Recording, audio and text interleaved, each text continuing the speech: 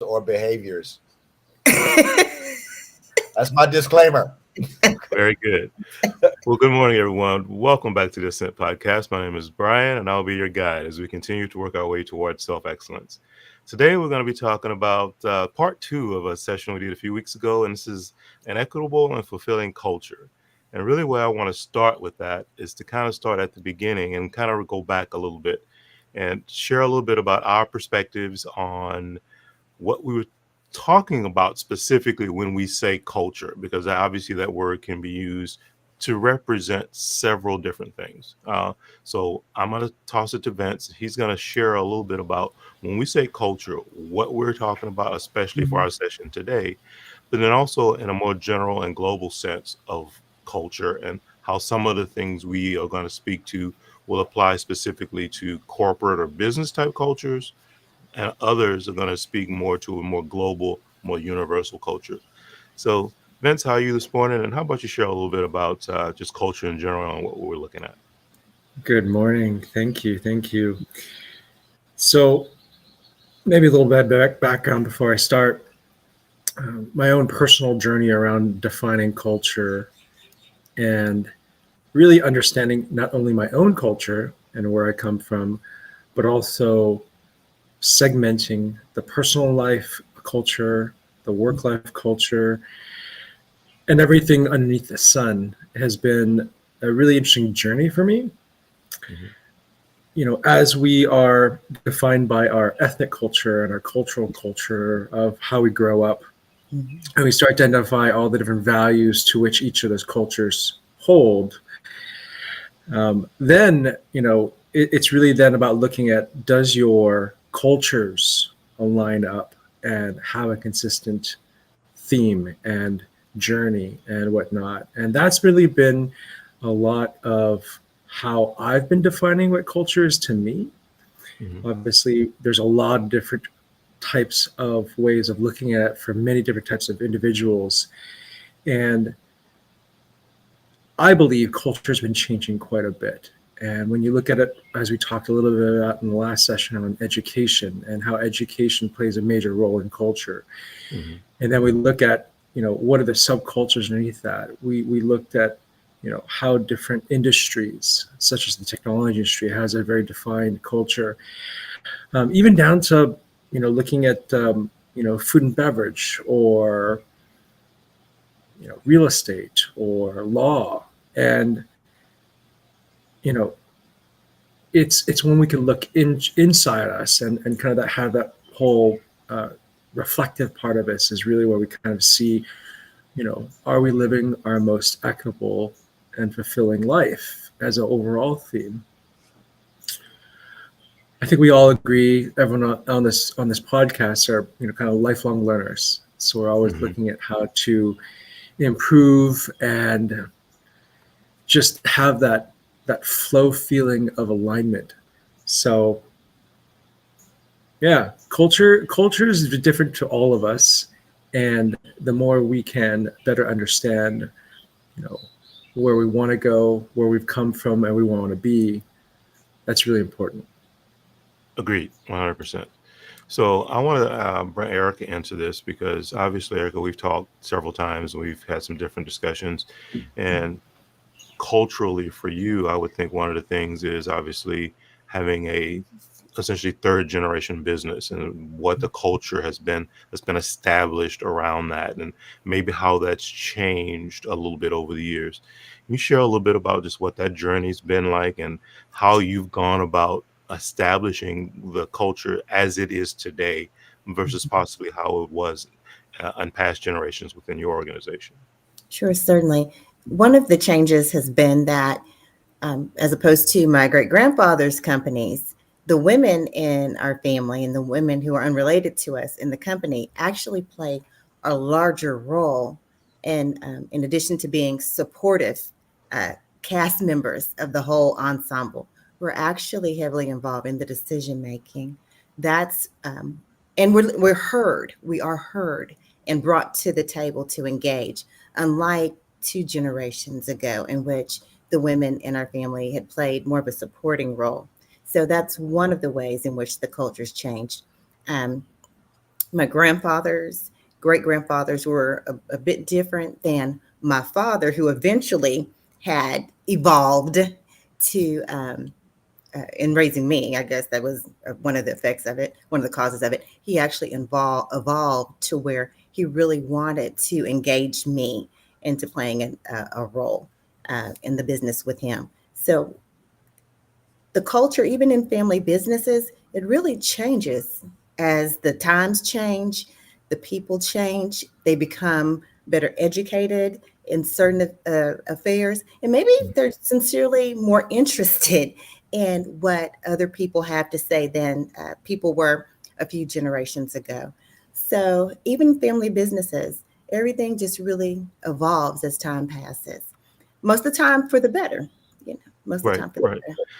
And I could see that. So would you say that because, as you said, as things transitioned over the generations, the woman's voice was more valued and brought into the decision making and the direction of the company and those types of things?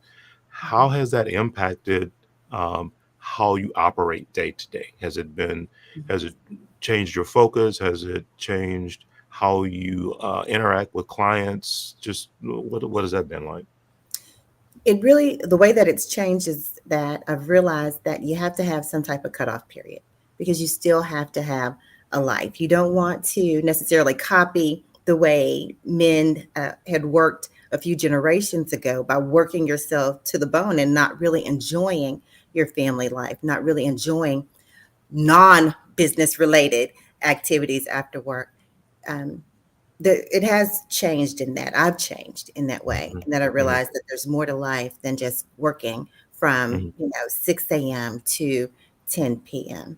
Um, yeah, Yeah, it just changes. it's You changed. learn. You You learn. you absolutely learn. Yeah, that's very true. And that's one of the things that is on our list that we want to cover today is to really talk about work life.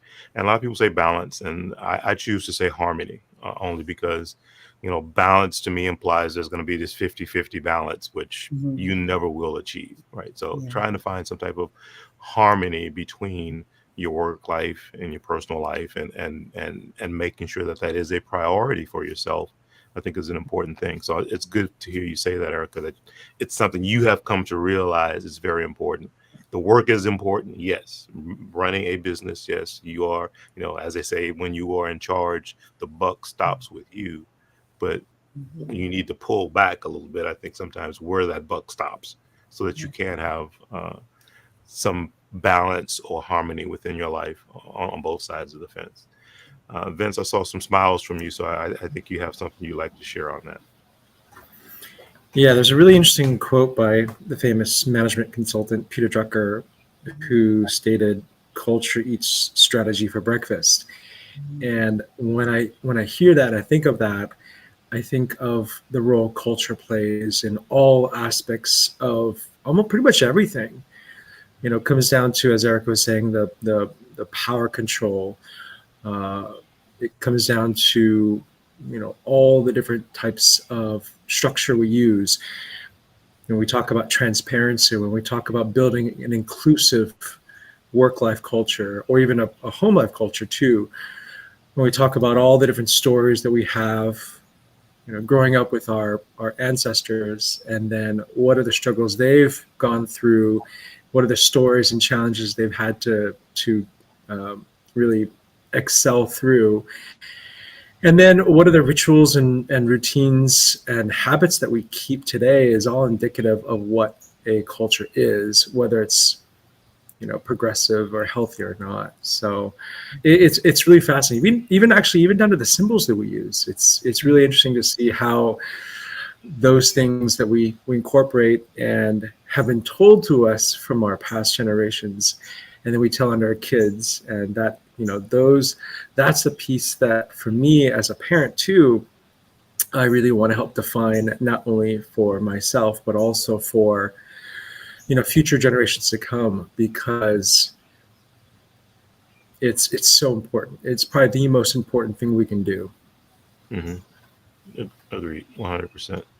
So, Chris, I want to ask you a couple questions too, because obviously, coming from the food and beverage and restaurateur industry, a very different culture that's there because most times, not always, many times you're dealing with younger people, sometimes college students, those type things. So from establishing a culture and also as the person running the show, trying to guide them and make sure that things get done properly in the business, but then also have some of your own work-life balance. What have been some of the things you have had to do in some of your experiences within that industry to try to keep things running smoothly and also balanced? Well, I mean, it's simple. I mean, my reality is, we're trying to when I like I said, I'm a small business entrepreneur, so we're dealing with a small group of people, typically anywhere from 1 to 10, and the idea is to share and really promote the ideas, beliefs, values, and knowledge, as well as the goals of the particular organization. In my case, you're talking about, I've obviously been on both sides of the fence as far as from an entrepreneurial standpoint. But if you're talking about the restaurant business, then we're talking about a set of ideas around a brand, typically around a brand. And then it's just, those type of environments are customer service centric. So the idea that we want to be very uniformed in nature, even down to how we address our customers, so where we're all, so you're getting the same message delivered over and over and over, almost to a repetitive nature, in good and in bad, because a lot of times, where it really comes into play is when you have customer issues, customer dissatisfaction, sometimes customers want more than they probably more than they should be asking for, but the nature of that beast. Mm-hmm. But really that we stay in our scripts, and we stay in our our processes and the things that as our deliverable, let's call them our deliverables, what we're trying to deliver, because it's really what we're trying to deliver is a customer experience. So that goes along with the food. So it's not just the food, it's especially today, it's the overall experience. And customers come in and they've got their checklist of things that they think they're looking for, or they think that we should be operating a certain way. And sometimes there is a clash. And I say clash not like it's explosive, but it can be explosive. But the reality is sometimes it's an educational, more often than not, it's an educational process. So we're educating customers because they'll use their previous experience in something, and eating out someplace that's totally, obviously there's so many different genres of food, but they'll come in from, say it's in the Mexican, like I was in health food. So somebody comes in from a Mexican food experience, or say an Italian food experience. So it can be marketably different. So just, getting folks to kind of settle in to have a great experience. Because that's the overarching goal, is to create this excellent experience, even in, fine dining or fast casual or even takeout. So just being able to do all those things and be able to be able to have your staff to be able to identify the potential stumbling blocks that you may have in the experience. And even beyond that, I think a lot of times I've experienced over the years, it's not the general service that the staff struggles with, it's some of the variables. So when you run into this situation where you've got a customer, he's not the most happy customer. I'm sure we've all learned along the way that people don't know how, when they're under quote unquote duress, they a lot of times default on their social graces and how to communicate their displeasure. And that's the part that's where the real challenge lies, because you're really trying to, you're trying to keep the situation contained and, in the box, so to speak. And I mean, I've watched a gazillion videos and obviously you've got a ton of friends in different industries, and you had those conversations about an unruly customer. I mean, that's not what we're really talking about today, but that is kind of, how that's born. And that's the whole idea, is that we don't have these type of situations. Are we able to at least, maintain them and get them back in line and get the experience back on track. Got it. That makes sense. That makes perfect sense. So I want to transition a little bit, and I'll take this to Vince, because we've talked a little bit about this, and Chris, you brought up something in your comments there about following your process and sticking to your processes. Making sure people understand what your processes are, which is very important, because that's kind of where the rubber meets the road, and that gives you a framework of what needs to happen. But Vince, we've talked about how, especially in certain cultures today, the frameworks have become non-traditional, right? The how companies are structured, what the processes and procedures that they use, or really have morphed into a lot of non-traditional ways of how that's happening. So even just the organizational structure of who's in charge, who makes the decisions, how decisions get made, have shifted quite a bit. And how about you share a little bit about your experience? And I know some of the area that you work with companies on is getting them structured properly from day one so that they can operate in a certain way, and how that's maybe shifted in the space you work in. Well, there's so much to say on this particular topic. One of the things that I think about when I walk into a new culture, and you said something where you said non-traditional, and I think that's just such a growing shift in mindset. And little side tangent, but relevant to culture, I just got back from Burning Man, and there's some really interesting research on Burning Man as what's called a temporary autonomous zone. Mm-hmm. And there's it's looking at culture in particular to how might we be able to get 70, 80,000 people to come together and work cohesively, collaboratively, inclusive, and achieve a similar outcome in terms of everyone feeling they have not only ownership, but also feeling they have equity, so that as these 10 principles of Burning Man, they leave the location either as good or better than they actually found it. And that's something that, to me, when we think about our own values, when we think about, what is a sustainable, resilient culture, and how can we ensure that this organization, culture, group of individuals maintains itself for, I guess, a question of perpetuity, or it specifically meets its own task and achieves its accomplishment, and then we're okay with letting it, kind of evolve and change and or go away. So, as a organization kind of really looks inward, and I think all too often we Google values and we think about these things, and we do our different prioritization of what keywords resonate with us. Mm-hmm.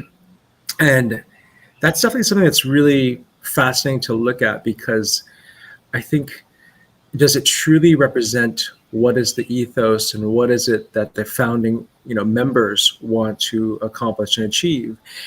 And then if that's not aligned, that's really where you start to see this divergence, this kind of different path where the founders, the leadership, are not living their most truest values, and that's when dissent comes in. That's when this whole world around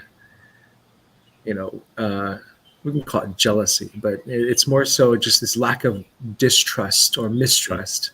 Mm-hmm. And that, to me, is really, really fascinating, because at the end of the day, the individuals you hire on, the individuals you bring into your organization, especially as for smaller businesses like Chris was mentioning, they will define and they will evolve and they will change the culture of the organization. So it's, there's, what's the age-old saying, hire slow, fire fast. Mm. And, when you look at the industry to which is food and beverage, that's really interesting to see, because when you look at food and beverage or a lot of these churn and burn businesses, I would go on a limb and say a lot of that culture that's been traditionally defined is pretty toxic. Mm-hmm. And just identifying what a toxic culture is just, it's a starting point. Mm-hmm. Mm-hmm. Agreed. So, and I'm glad you brought that in about toxic culture, because that's kind of one of the things I wanted to mention with that too, is two pieces. One, you mentioned the ethos of an organization. And I think it's one thing to have an ethos, which I think is important, what your missions and visions and, how engaged you want your organization to be in the community and many things like that. But you say it, you stick it on the wall, it's posted on, the top of your webpage or whatever it is. But are you actually living your ethos? And are your actions aligning with the words that you've chosen? So I think that's another important piece of it that companies to look at from a culture standpoint is identifying the culture and establishing it is one thing, but living it, and as you said, in perpetuity, right? The goal of it is not to live it for a year and then let it fall off the edge of a cliff. It is to have it structured in a way so it is something that can be carried forward on and on and on. And things change. I mean, obviously COVID shifted a lot of our lives and the world and our perspectives on different things. So you might have to revisit what your ethos is and what traditionally or non-traditional things you have within your organization based on how things in the world in general may shift. So I think that's another piece of it that companies maybe fall down on. They have a certain vision or mission that they want, but it might need to get revised and revisited so often, and making sure that that's part of, as Chris used the term, part of your processes from a leadership standpoint. I think that's important. Any other thoughts or comments just talking about non-traditional business or non-traditional organizational structures? On that point, I agree with you all. Making sure that we bring in people who believe in our ideal, believe in what we say our culture is, so that even when we as leaders fall short or have an off day, that we surround ourselves with people who will hold us accountable and remind the group of exactly why we're there and what we're working towards. And then sometimes the organization that we create and that we love so much, because we've added all of these awesome people, the organization sometimes grows way beyond the original founders. And I think that's a time when people should realize that it's time to make sure we have successors who can really take an organization to the next level, even if that means that we are in some ways pushed out of a particular role. When we actually create something that we love and it starts to take a root and grow, sometimes the people who are the founders, sometimes those ancestors really aren't the people to take a company to that next level, because the next generation is well prepared and they have unique ideas to fit the culture of that time. So Absolutely. And Vince, I see your smile, so I know you got to jump in there. Yeah, Eric, I'm really curious. Was your family law practice, your business, coming back to, I guess is it your grandfather that started it? My two grandfathers actually had farms, and Okay. one had a barbecue restaurant slash little entertainment center. Yeah, and then And my other grandparents, they had like service industries, like a tailor, and then also a barbershop. would you say that their culture was very supportive of, hey, the next generation is going to take over, or I'm doing all this to support your involvement, and openly saying, one day this will all be yours, or you'll take this on? Because I feel like some of the best mentors that I've had in my history have been folks that have kind of really, I would say, swallow their ego and their pride, and would say, hey, it's not about me, it's about you, and how can I make you evolve and be the best. And really it's really kind of putting in there those values of like, I don't have necessarily the best way. It was appropriate based on what I had to go through in my own challenges and etc. But hopefully you instill those core values, and then they will make the decision, whichever the decision is good or bad, and you'll learn from it. Do you feel like your family businesses kind of evolved that and kind of given you, because one of the things you mentioned in the beginning was, this really power dynamic of control of allowing, you and really pulling out or reducing the whole gender inequalities piece. Mm-hmm. They did. They wanted me to go and explore. They gave all of his kids an opportunity to see what we particularly enjoyed, because I think they made so many different sacrifices that they were of the mindset, we've worked so hard and been through so much that we really want you to accomplish your dreams. Many of the women, for example, my grandmothers, were the smartest women I know. And if they were born in this day and age, one of them probably would have been a doctor. Another one could have been easily a president or vice president of some major corporation, a large corporation, easily, but they just did not have those opportunities. So I think they all were of the mindset that we've made so many sacrifices, see what you enjoy that could make a living. Now, they weren't so evolved as some of us that, if you want to be a musician, go for it. Of course, they were more traditional in that they're like, okay, if you want to be a CPA, or you want to be a nurse, or you want to be, an engineer, go for it. But they definitely didn't force us to go into their fields. They were very open-minded that way. They wouldn't have minded if somebody took over the farms and things like that, but they didn't insist. Interesting. That's great insight, just especially from the standpoint of just thinking about generationally. The opportunity wasn't there. It wasn't so much that they didn't have the skills or the knowledge or the abilities.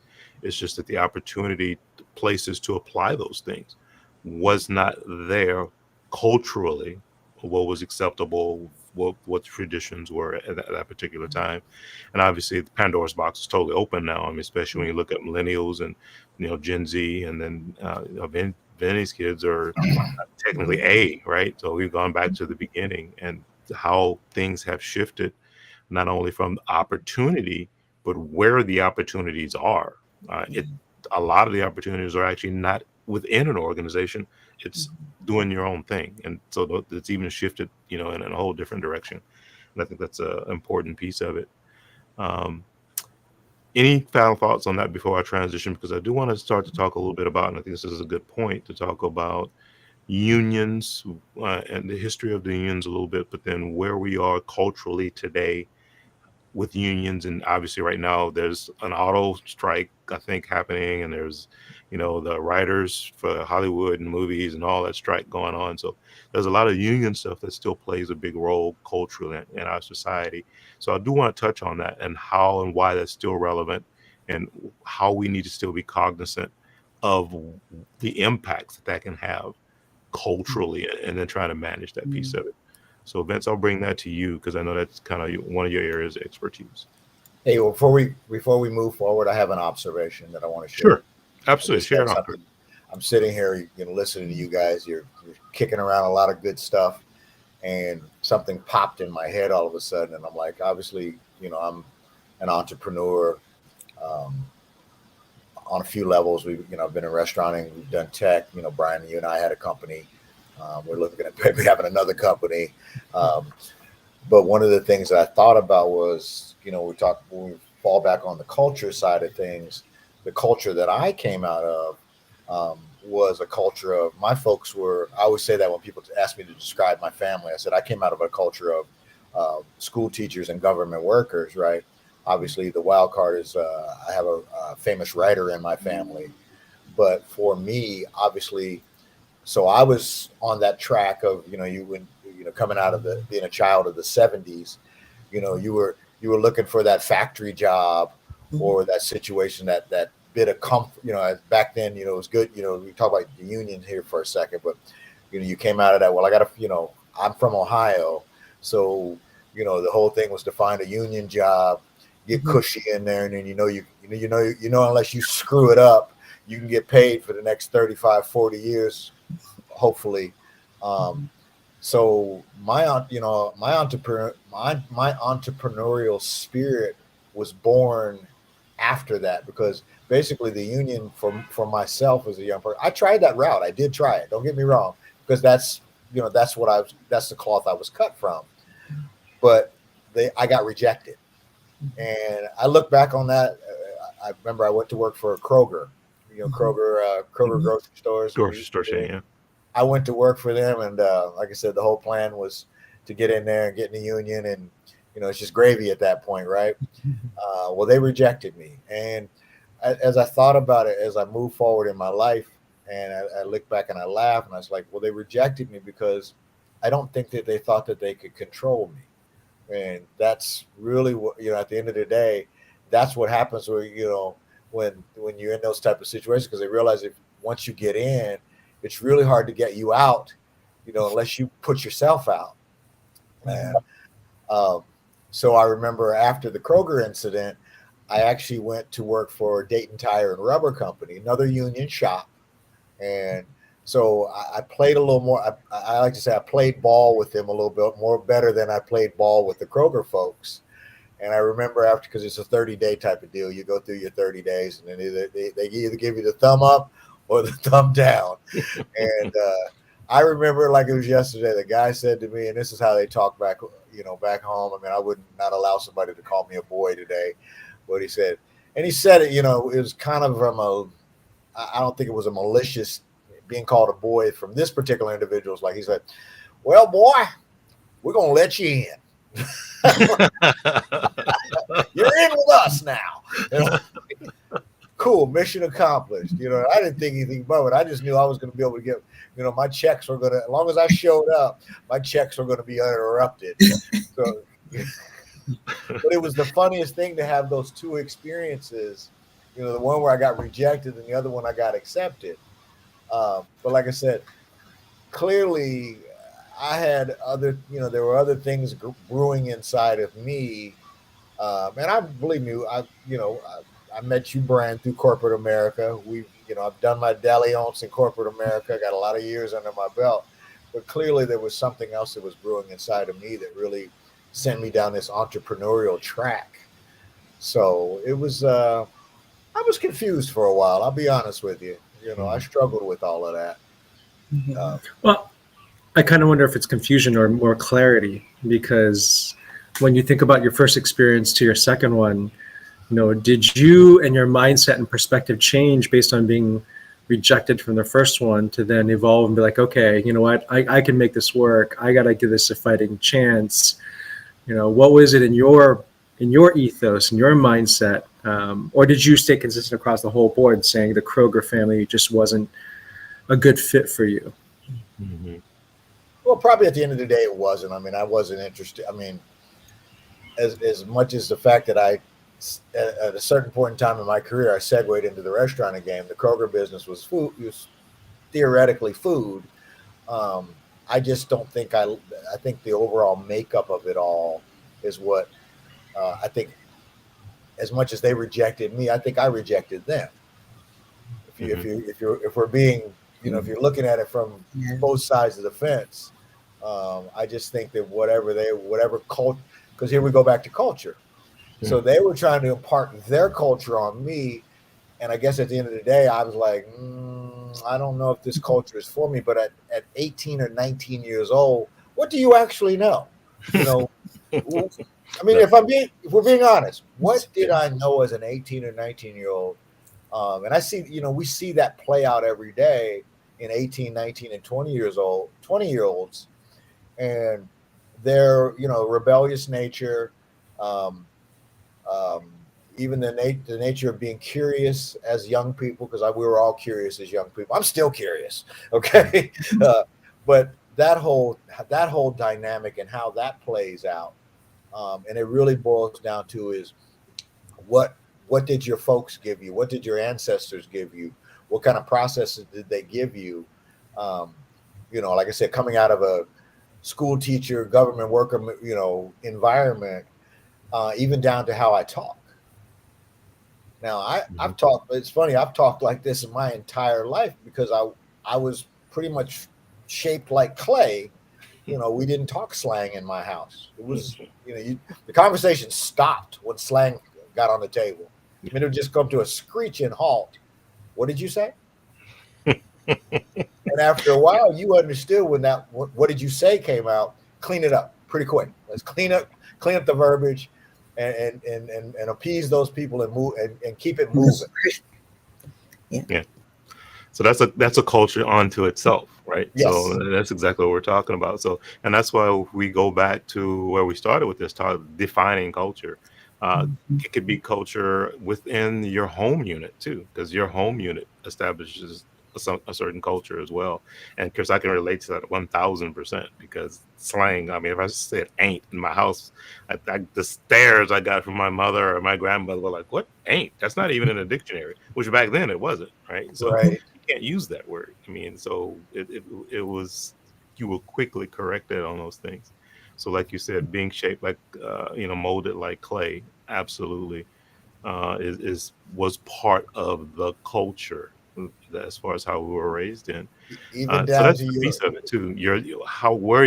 The culture, and Vinny, we talked about this too, how there needs to be, or there is an alignment between your values and the culture that gets established from that, right? And I think that's another important piece of it.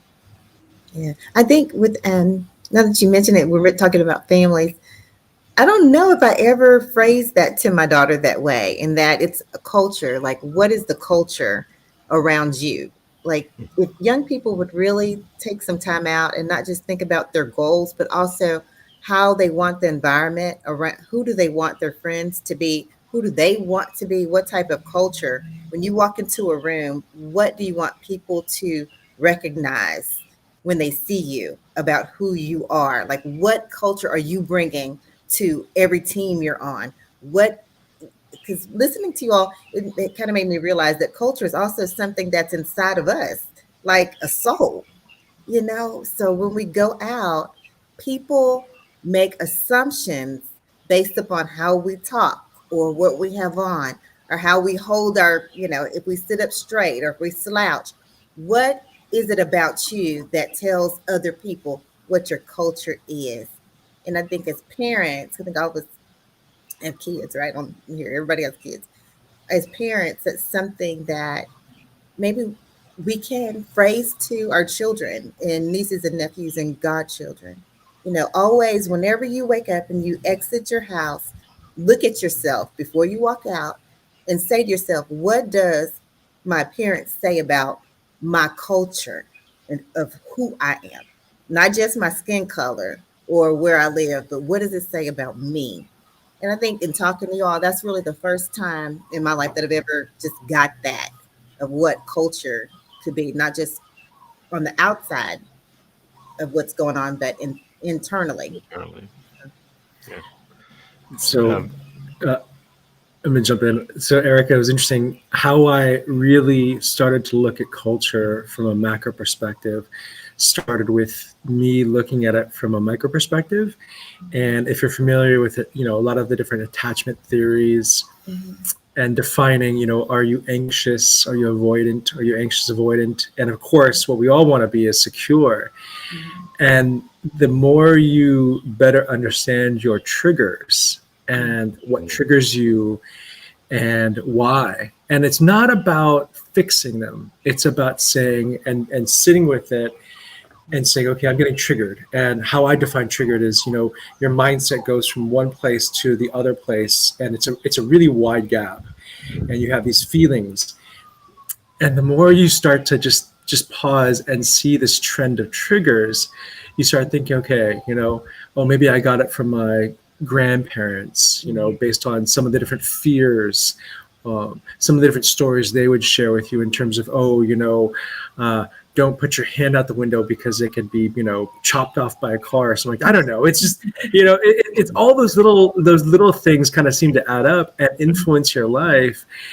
And then you start to wonder, okay, I am today as a result of all these little kind of, jibs or whatever. And the more you can understand that, and the more you can say, okay, I don't like that about me, or I want to change that, or I want to improve that.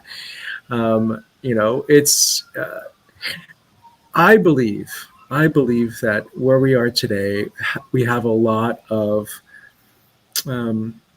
people are yearning for more culture, a more inclusive culture. And when you were talking about unions and other things, at the end of the day, it all comes down to a familial or family organization. We all want to feel secure, safe, loved, and be loved. So, defining that role within a union, whatever that is, a family union or a work union, that's we all want to feel that someone's got our back and we've got someone else's back. And it's true though, because how does that evolve? Why is it today, bringing it back to what you're kind of going down, Bryan, why is it today that more and more unions are kind of popping up? There's more conversation about it. It seems to be, they're making a comeback. Mm-hmm. Mm-hmm. Yeah, and culture, it makes you wonder what's happening. Is it the threads behind the industries that are now starting to get, tattered and pulled on so much that people need to have those organizations to feel secure, as you talked about, and that type of thing. So my story with unions is different from Chris's. Not that I haven't worked for organizations that have been union-based companies, but in my career, in my history, I've always been on the management side of union organizations. I've never actually been a union worker from that side of the fence. So I have always experienced it from the opposite side. So now you've got, it's like this us against them type mentality, right? What management wants or needs and what the quote unquote union worker wants or needs, and how do we balance all of that out? And then, what again is that culture like? Is there some camaraderie and let's work just together, or is it just totally contentious 100% of the time? And different organizations culturally are structured in kind of one way or the other usually. But there are times when there can be some cohesiveness between quote unquote the union house side of it and management side of things. And I think figuring that out culturally, and you as a leader, and obviously a lot of the people we're trying to relate to are the leaders out there. I feel, and again, just, I get one vote, that trying to figure out how to culturally make it more cohesive. And even though you have different objectives that you want from one side or the other, try to have those objectives be working towards a common goal or a common culture, or however you want to structure it. I think is important. So that's just how I see it. That's for union. Anybody else? Unions, labor, management. Any other comments or thoughts as far as that goes, and what your experiences have been in the past? Yep. Well, I want to transition then to what I think is the burning thing right now. And as you said, you just came from Burning Man, which was an amazing experience for you. One of the big topics that I think is really happening culturally today, and culturally both from as micro as the family to as macro as the world, is equity, inclusion, racial bias, and these are all very big terms. Obviously, LGBTQ and transgender, right? So all of that is happening right now. And if you've been following the story, and I don't remember the Middle Eastern country, but there's a Middle Eastern country right now where essentially historically in those areas women were to be covered, and they could only show their face and these types of things. And a few years back, I guess this woman decided, you know what, that's just not who I am. I am trying to stand up for my liberties. And big hubbub all around it. But now it's gotten to a point where she's really created this movement within this country. And they were showing some of the video traditionally of what it would have looked like in this country 40 years ago, and then what it looks like people walking down the street today. And you're just like, that's a huge change. And culturally, and legally the government still saying, no, you can't do it, and these types of things. But the women have taken it on to say, no, this is a movement. We want these freedoms. We want to be able to express ourselves in these particular ways. So that's part of what we see, I think, as a trend of getting a feel for what is acceptable, not acceptable, what causes these undercurrents, these subcultures, as Vinny talks about a lot of things. So I'm going to throw that on the table. And Vinny, I know you have some things you want to share with that, and we'll go from there. You know, inclusivity is such an important piece as we have evolved our culture to ensure that all the different facets, especially those kind of cultures of minorities, one have a voice. That voice is heard, and that voice is recognized. And so, you know, it's interesting to see us as a society. And you brought up the hijab, you know, and the coverings. And when I think of that, I think of, well, I want to honor someone else's culture. But then, you know, honoring someone else's culture, and it might not necessarily be accepting it in the sense of like, okay, I would, if I was in that culture, I would also keep those traditional, you know, rules. But part of me also thinks about those individuals, like, you know, women in those cultures, and the fact that it's not about me and my decision or what I think, it's about what they want. Mm-hmm. And so, you know, going back to giving that voice, and going back to, you know, times are changing, and going back to, you know, how can we support everyone's, I guess it's a really interesting question. You know, I would ask Erica, et cetera, too. It's like, you know, how do you define what is intrinsically tradition versus the why? Like, why is it, you know, I think from a lawyer's perspective, it's like, well, get back to the original intent of why this rule was made. And then, you know, of course, think about, well, you know, it could be a control thing, most likely. It could be well, you don't have the same rights as this individual because of these reasons. And then I guess the question is, do we as a society, a culture, say, okay, you know what, this is the right thing, or this is a good thing, or this is an acceptable thing? Yeah, I think in certain cultures, well, not certain, in the cases of tyrants will use the government to oppress a group of people.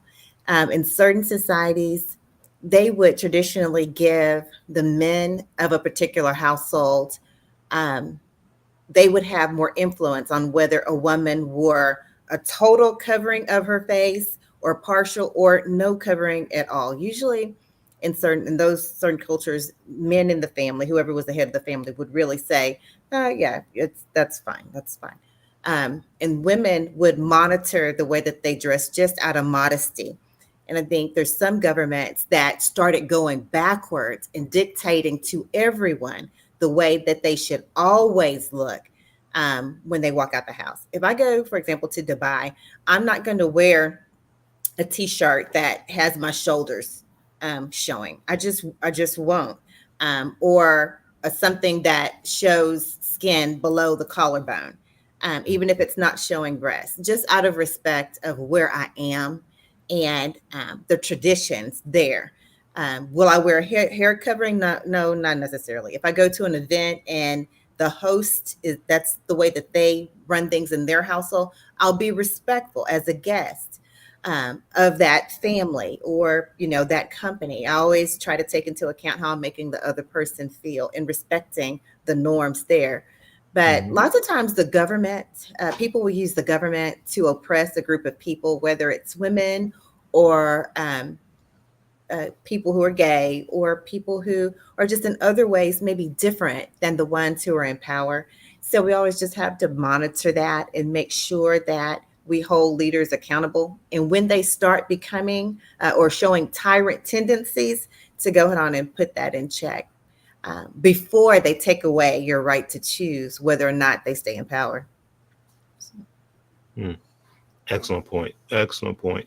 So one of the things that I'm hearing, obviously, is being respectful and understanding where you are and what the cultural traditions are of that particular area or region, organization, as Chris was saying, a while ago, that wasn't, when he was Kroger's, it wasn't a cultural fit for who he was or what he thought it should be at that point in time. But that's a thought process, I think, that gets overlooked or missed a lot of the times, is what understanding or taking the time to understand what it is about that culture, what is traditionally their history, how does that impact me, or what decisions should I make based on knowing those different things. So it's an awareness piece, right? I think there's a big part of it that's just simple awareness. But I want to also then bring into it, let's talk about values, because obviously each one of us individually is going to have, based on our histories and things like that, our set of values, morals, and those types of things.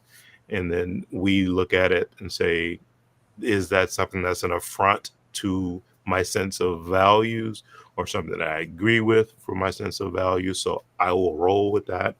How do you think that plays into when we start talking about equity, inclusion, and all of those things, racial bias, and the many things that from a value standpoint play in?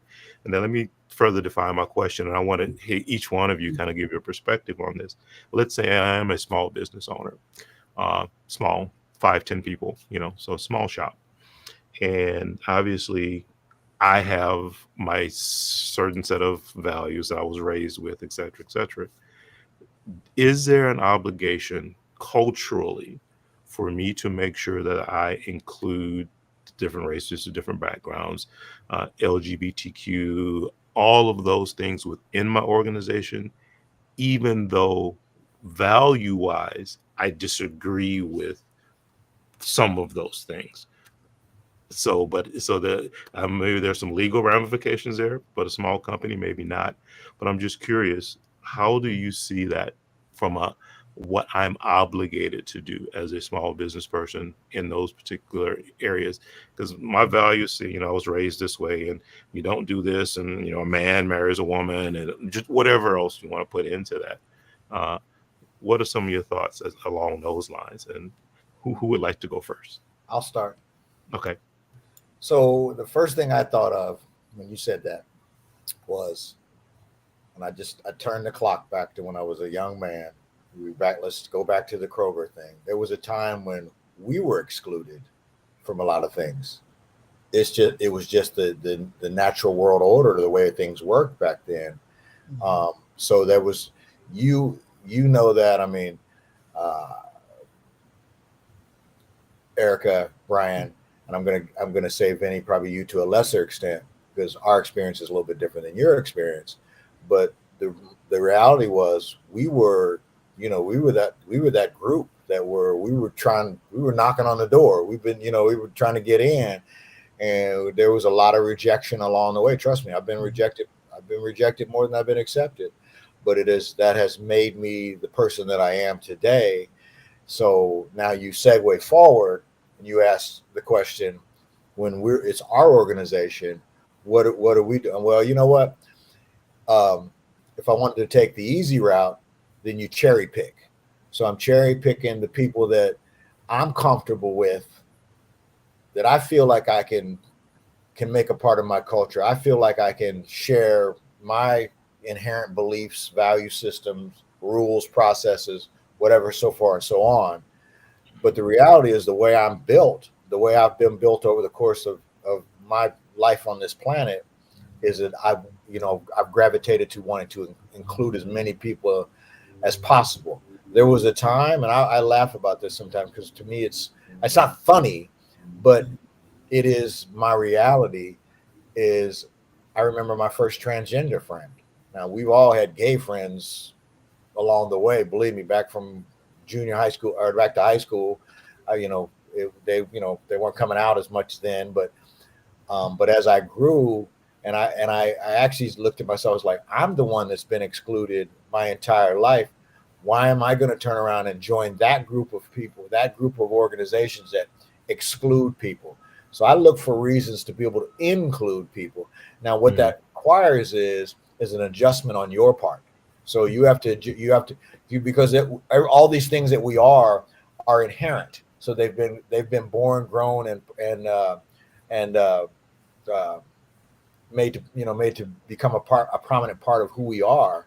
So you have to kind of actually so in other words, I'm doing the interview process, and he or she walks in, or however they, I'm not even on board on all the terminology today. I can't do it right now. I'm accepted, but I don't know all that stuff. I have so many other things I need to think about and try to work on, and I just can't put a lot of time into that today. So, but the fact of the matter is, now when each person and the difference. So so this person walks in and they're like, okay, I know they're marketably different from what I know, or what I've maybe I just haven't ever experienced this type of person.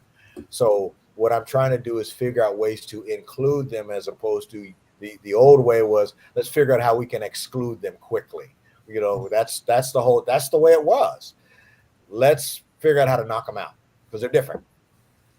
Well, now I come into my mindset when I come into it is, you see the difference right out of the gates 5 minutes from having a conversation with these people. You know that they're different.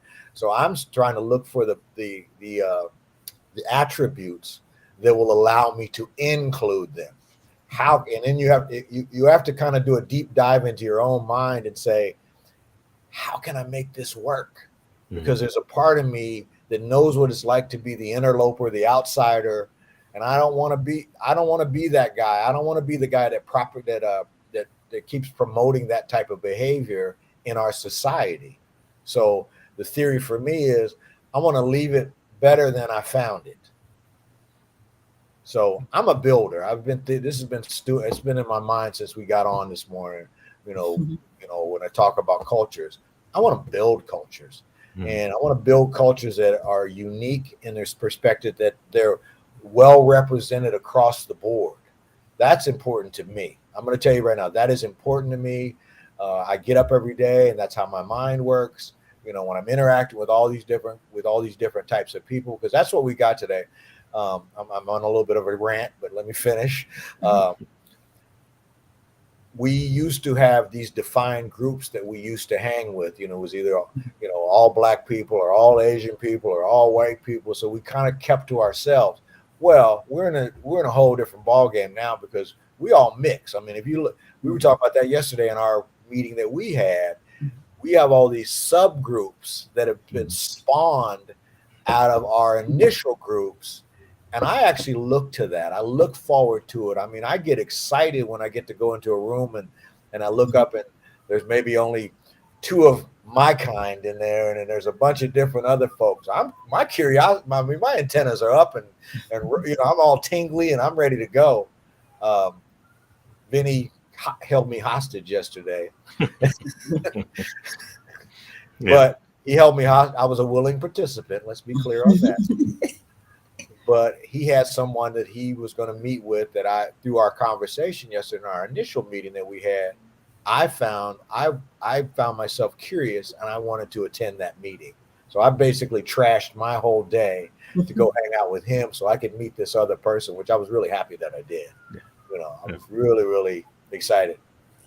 Totally different guy. I know he's got some totally different things that he can bring to the table.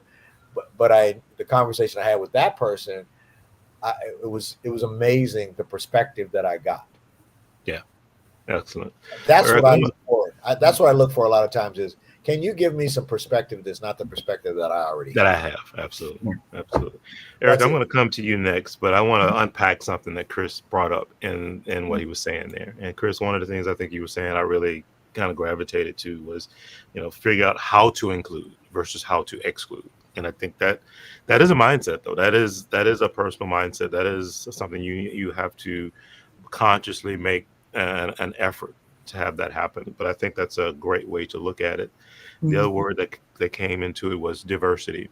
And one of the things that I believe gets overlooked with diversity is how valuable it can be, as you were just saying, Chris, to get those other perspectives. Because if you only have people like you who had life experiences like yours, there's so much you're leaving on the table, right? Because you're not getting those diverse perspectives. So I think that's a key component. So Eric, I wanted to see what your thoughts are, because I know just based on the swim lane that you're in, culturally, what you've established where you are, and then obviously some family history, that I'm sure there's a lot of pieces that revolve around this. Yeah, sure. When Chris was talking, it really reminded me of some of the lessons that I just teach in Sunday school to the kids, right? If you look back at the lessons you learned when you're a kid in the Bible, we always had a lesson about somebody that was different, whether it's Daniel or whether it's Noah or Jacob or Joseph, or David, somebody that doesn't quite fit what people were expecting to be the leader of the time. But what ended up happening is that person, those people had a particular skill set that added to the lives of the leaders in which they were under at the time. So they all brought something new that the community didn't recognize that they needed. So just like Chris was saying, you look for people that have things to add, different perspectives, because you might have a dream and you don't know how to connect the dots, right? And everybody else around you has the same kind of thought pattern that you have, but you meet somebody that's grown up someplace different. Maybe you're Muslim and they're Christian, or maybe you're, an Egyptian pharaoh and this person's a Hebrew who was sold by his brothers into slavery into your country, and you have him down in some prison, but he interprets dreams. Do you not want your dream interpreted because he's a Hebrew in your prison? Or are you going to tell somebody to go and get the Hebrew dream interpreter so that you can take whatever your position is to the next level? And that kind of is, I'm taking that exactly as what Chris is explaining. You want to look for people who have things to add that you don't have, and the people that are around you don't have either. And don't be so stupid as to think that because someone is different, that they can't have something to teach you. Absolutely, 100%. Erica, thanks for sharing that. Vince, what about you? I know you have 1,000 things, but let's get into it. It's interesting. I've been realizing, at least in the last 2 decades, that I'm very grateful for the fact that I grew up and moved internationally pretty much most of my life, and it's that exposure. And when you folks were talking about looking at different people or different perspectives or what's different about us, for me, food was always the big connector.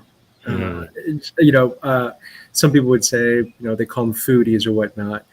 And I just have a general appreciation for different types of palates and different types of flavors and experiences. So I remember fondly growing up in these international schools, and we would have international, day, and all the parents would kind of bring or make, different cuisines or different snacks or different things. And for me, that was always a really fun kind of event because, I might not completely know or understand an individual's culture based on the garments they wear or the rituals or different types of practices they have, but at the end of the day, we think about the different brains we have, our brain, our emotional brain, and then very few of us really talk about it, but it's a growing movement around our gut brain. And to me, if you're satiated, you're satisfied, you've eaten a really, amazing, let's just say healthy or great meal, and you're surrounded by, people that you might not know, you're feeling pretty good. And you're feeling like, okay. And it's almost like I can be more vulnerable because, something very major part of me. And I think about, when there's times where I'm hangry. When I'm hangry, I'm just, I can't think. And so, I really believe, the more we have in breaking bread, the more we do in terms of connecting people, traveling, oh my goodness, like just travel and have that general, spark of curiosity to understand different people. and start somewhere, whether it's starting and looking at museums or restaurants. In my case, like I actively look at different restaurants and I mark them on my Google Maps. I'm like, oh, when I'm in the vicinity of a different area, I'm like, I'm going to go there. Absolutely. It's interesting because I look at that, and what I taken away from what you guys have shared so far is this. Obviously, we all are going to have certain biases based on our values and how we were raised, and as you said, the culture of our home and what our parents and grandparents and et cetera instilled in us. But the overarching message that I'm hearing, though, is that we need to figure out how to maybe dial that back, at least from the standpoint of judgment, and you're right. And to say, if I can dial that back from judging the other person, judging that other situation, whatever it might be, to just truly look at the essence and the core of who that person is, or what that movement's about, or whatever else, and not place all of that judgment on it. To look for, as Chris said, what are the things that are good in it? What can I do to be part of or to include it either in my life or vice versa, right? So I think that's a key piece, and that's what I really took out of this is, to open my eyes to say, okay, get away from that judgment piece and look beyond that for the other pieces and parts that I think are probably more relevant, especially when you talk about, being inclusive and being fair and equitable. And as we mentioned, diversity, all of that I think is really relevant. So that's the part that has me kind of sitting back now going, wow, that judgment piece and what to do with that. Because you have to remember what hundreds of years ago, people traded. People were in the trade industry. They didn't go, oh, these people are Christian over here, so we're Muslim. We're not going to go and trade something with them. They traded. We're all interconnected. Correct. So the idea now that, oh, I'm not going to provide this service to this particular group of people, we can say, oh, yeah, it's based upon your value. But I tell you what, hundreds of years ago, Christians would still go and sell. Muslims would still trade with people who believe differently. Mm-hmm. Of course, I don't know if they had any moral qualms about it, but they did it. Mm-hmm. So what people are experiencing now, the decisions that people are making in businesses now, it's not anything new. And, the world keeps running. So if there's certain laws in certain locales, but, if you don't want to provide a service to someone because of a bias that you have, you're really doing, I think in most cases, a disservice to yourself, because you're missing out on an opportunity to learn from them and from allowing them to be around you to learn from you. So inclusiveness is very, very important. Yeah, agreed, 100%. So I want to throw something else out there too. Vince mentioned, the ability to travel and live in different places and cultures around the world. And I think that's another important enlightenment piece. And, not everyone gets that opportunity, but I highly encourage everyone, if they get an opportunity to travel, especially internationally, to do it. And there's it's a quote that I read, and I don't remember the exact verbiage of it, but basically what it was saying was, a man can never dip his toe in the same river water twice. And you go, well, what does that mean? And then it breaks it down to basically say, it's a river, so it's flowing. So the water you dipped in before has moved on, A, and then B, whoever you are as an individual, from the time you dip your toe in the first time, you are now a different person.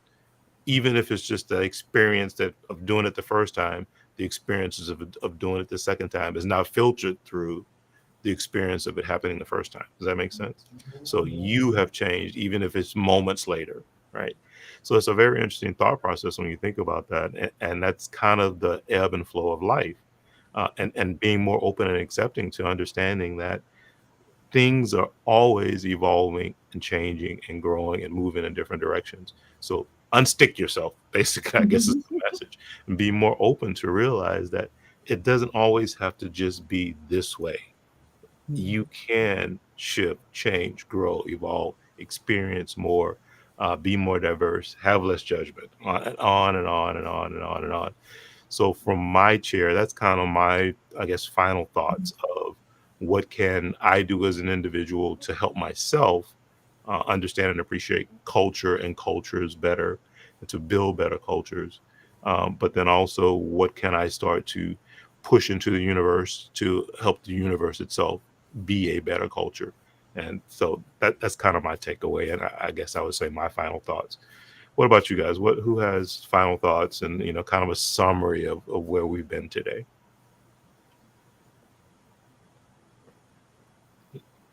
Who wants to go first?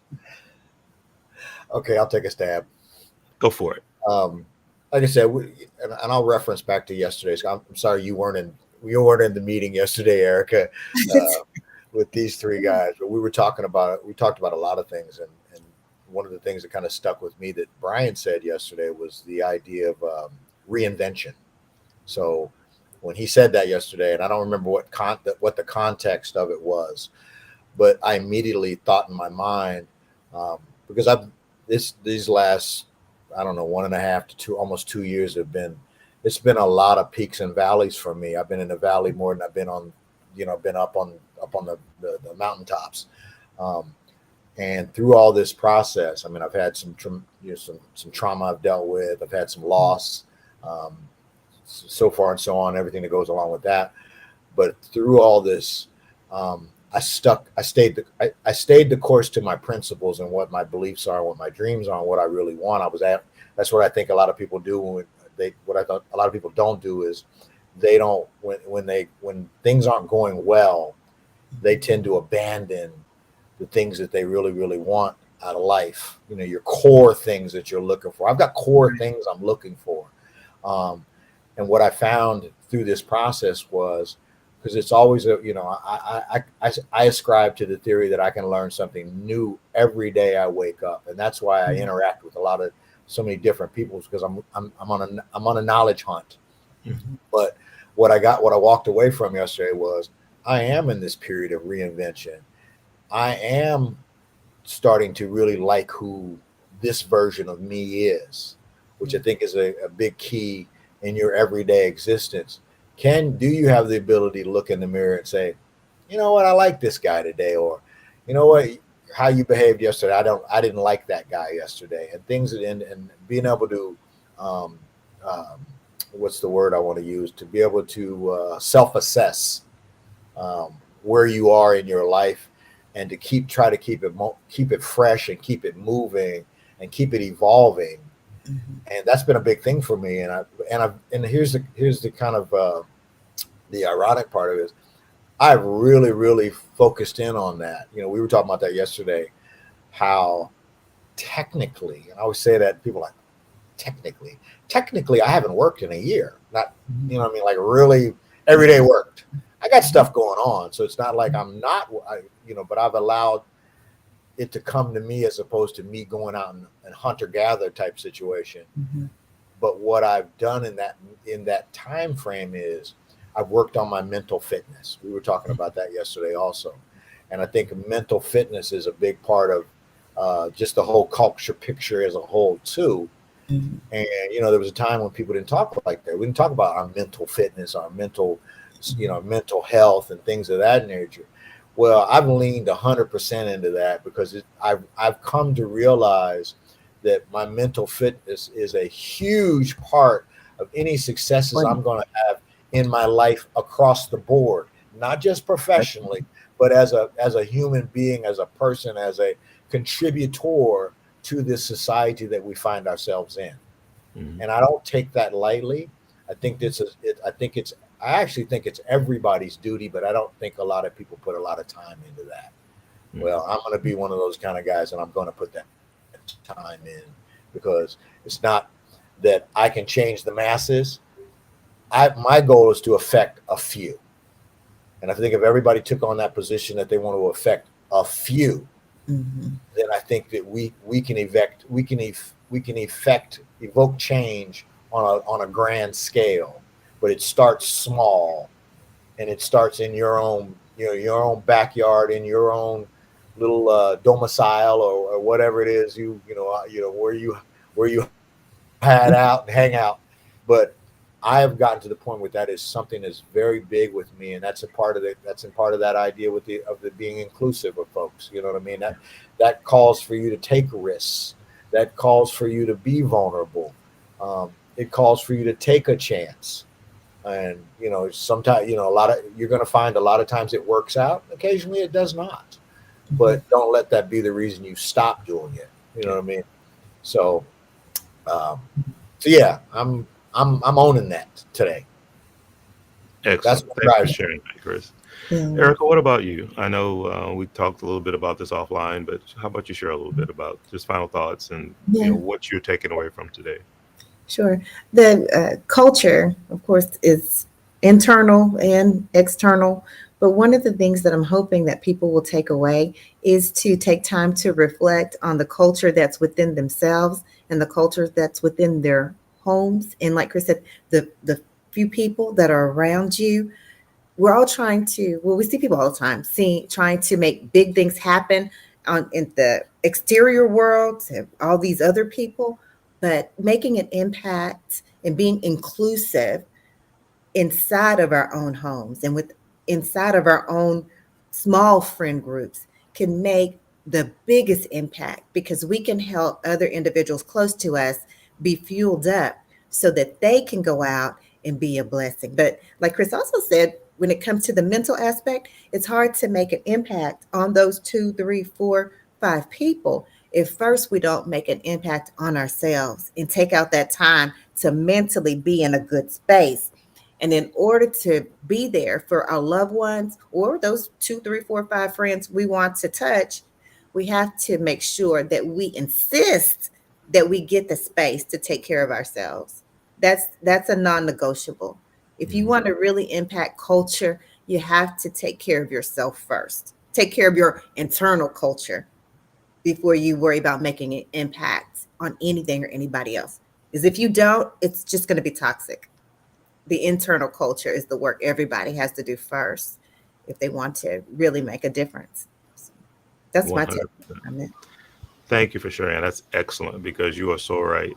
That self-awareness, self-accountability piece of it is just so deep. And as Chris mentioned, your mental fitness and understanding where that is and what Vince used the term triggers are and different things, and just all of that, and being able to start to compartmentalize that for yourself so that you can be overall healthier, happier, more connected.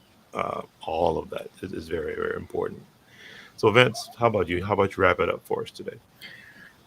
It's funny, as you folks were talking about being kinder to oneself, I start thinking about, I would say a lot of our own internal struggles are thinking that we should be here or there, or thinking we should be, doing this, or this success is what we are trying to strive for. So I would say the majority of times that I've found myself not being kind to myself is just, you're tying something based on comparing yourself with others, and that keeping up with the Joneses, that expecting you're going to be making this much money or doing all these things. That's a really tough one. And also coming back to when I think of, there's a really great book called Give and Take, and I feel like a lot of us are givers, where we appreciate, enjoy sharing information and supporting others. And there's a really interesting kind of psychology around givers where they feel guilty and ashamed by taking time for themselves. And it's interesting to think about, if you don't take time for yourself, like Erica was mentioning, that's when you burn out. That's when you just feel frazzled, and then you're no good to anyone. Like I would fondly tell my kids that if I don't work out, I'm I'm just not a nice person, it's because I have all this energy and all this frustration. I didn't need to take time for myself too. And it's beyond just doing that. It's also, going off and taking a long walk or being in your meditative state or whatnot. So, as a lot of the folks talk about, using meditation and other things to help center yourself again, I think as I grow older and as I move on, definitely, those sagely words of wisdom are even hold more truth today and in the future than ever before. Yeah, absolutely. Well, folks, this has been amazing. I really appreciate all of you getting up and joining and sharing your thoughts and comments. Again, culture, as I think we've kind of learned today, and that's why, and I'll go back to the beginning of this, and we were defining what culture is, because I think people do lose sight of how broad that word is. And as Erica was talking about, she didn't even ever think about, what's the internal culture like, and whether it's internal to you as an individual or even just the family unit, right? Because there is a culture that's established there. We tend to always want to make it, macro versus, being really well defined in those small spaces.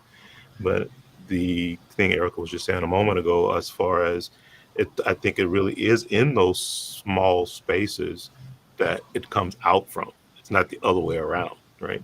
And we are so influenced today by social media and this and that, which is the global view of what culture is supposed to look like, and this is what your lifestyle is supposed to look like, and all of those things. And I think what we've learned today, and just our discussion, is we probably really need to flip that around and really start to look, the the view of just what is it for me as an individual, what it is for me as my family unit, then how does that then translate into my business if I'm a business owner, or my job is if I'm an employee, or if I'm a leader, how does that all play into it, and scale it from the small up versus from the grand picture down is probably one of the biggest takeaways for me today. So I want to thank all of you, because that really is, I think, a great message that our audience can resonate with, and really start to take a couple of steps back before they just jump and start to move forward. So very valuable, very valuable. So I want to thank everyone. Get out, enjoy the rest of your weekend. We're going to have another section that's Saturday. So we're going to actually dive more into talking about mental fitness and some other things. So that's going to kind of be the topic for next week. But until then, everyone take care of each other, and we'll see you guys soon. See you soon. Take care now. No. Take